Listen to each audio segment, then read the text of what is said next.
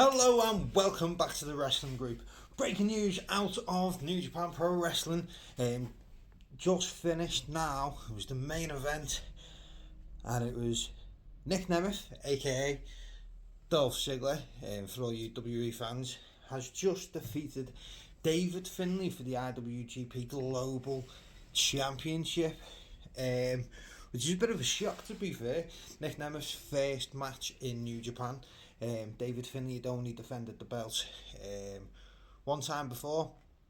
Obviously, the belt he won at Wrestle Kingdom in the no disqualification triple threat match between David Finlay, John Moxley, and Will Ospreay. So the belt was created for that show, and now we already have a new champion. We're only in February.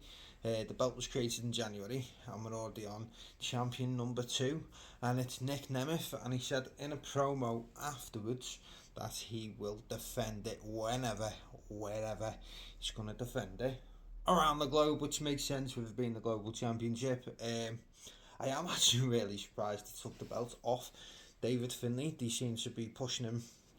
They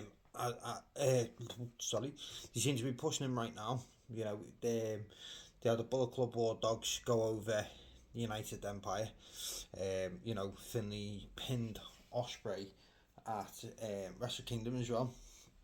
So they seem to be pushing him. So maybe the fact that they want to then push him and go further up again, maybe that's why they took the belt off him already. But it's gonna get eyes on the company, because obviously Nick Nemeth wrestles in TNA as well, so he could well turn up with the belt and defend the belt in TNA. Obviously they do their event every year as well. You have the TNA and New Japan do the crossover event every year. So we now have Nick Nemeth, aka Dolph Ziggler, as your new global champion. So there we have it. Followed on from the match which we had, which was Matt Riddle versus Hiroshi Tanahashi for the New Japan Pro Wrestling Television Championship, which he also won at Wrestle Kingdom. And Matt Riddle is the new New Japan Pro Wrestling Television Champion. So we've got back-to-back new champs.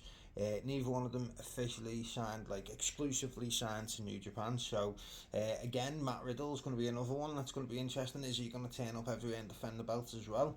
So we've got potential of these two champions, just both come from WWE, both winning belts in New Japan Pro Wrestling, and they basically could be going on tour with the belts, which again, always is a good thing. So put more eyes on the New Japan product, gives more people knowledge of it, especially in the US, and if they ever want to come out to the UK, you never know. But yeah, so we have Matt Riddle defeats the New Japan legend, the ace himself, Mr. President, Hiroshi Tanahashi, for the New Japan Pro Wrestling Television Championship. Obviously the rules for their matches are 15 minutes apiece, so be interesting to see. After Zack Sabre Jr. held the belt for I think it was about a year in the end, had some phenomenal matches. It'd be interesting to see what to do with Matt Riddle. Also, don't forget, obviously it opens up the possibility of both of them appearing at Forbidden Door. So, and especially if they're both still going to be champs, we could well have Matt Riddle and Nick Nemeth involved in Forbidden Door on the New Japan Pro Wrestling side. So, we could have some interesting matches with them two versus some AEW wrestlers. You never know. There's so much potential now being unlocked in the world of wrestling, not just obviously in New Japan, in the likes of AEW and WWE as well.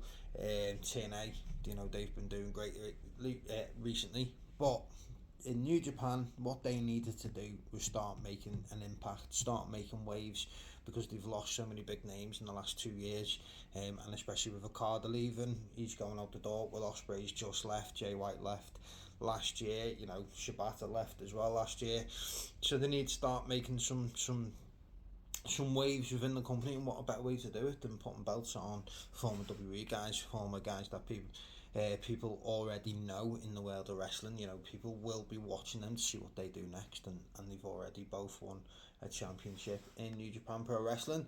So it'll be interesting just to see how involved they are in New Japan going forward. It would be, to be fair, it'd be really good if both of them could compete in the G1. Again, it puts more eyes back on the product with people that don't normally watch New Japan but have been watching, say, Matt Riddle for the last 5 years in WWE, and Nick Nemeth, obviously Dolph Ziggler for the past, how long was he in WWE for? About 12 years, something like that, 12, 14 years maybe.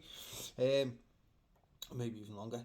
So it's definitely a good sign for New Japan going forward. So there you have it, your new champions in New Japan Pro Wrestling. So let me know, obviously, as always, your thoughts and feelings on the situation. You know, let me know, do you think it's a good idea to have former WWE guys coming in and straight away winning championships?